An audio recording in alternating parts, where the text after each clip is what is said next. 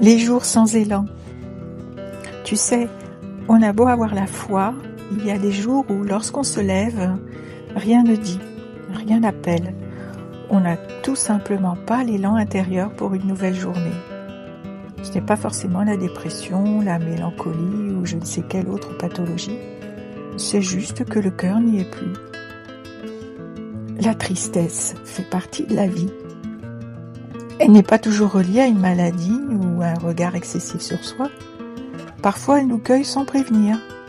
On peut s'en rendre compte après coup, se dire que c'est peut-être parce qu'on pense trop au passé ou à l'avenir ou à quelques soucis.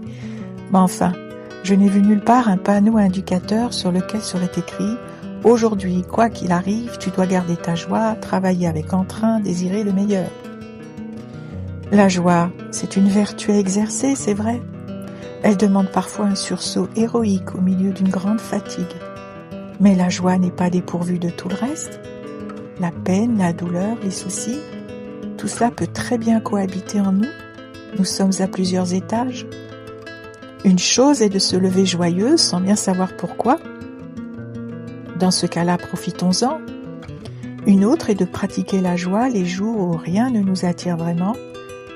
L'héroïsme se cache souvent dans le plus banal. Mon propos n'est pas tant la joie que ce manque d'élan qui nous arrive de subir dès le lever du jour. Ne t'inquiète pas, ce n'est qu'une épreuve, une de plus, mais elle nous sert.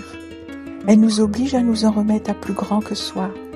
Et le bon Dieu, le Dieu bon, qui connaît parfaitement la fragilité de notre nature, viendra à notre secours. N'en doute pas, même les jours sans élan montent vers lui.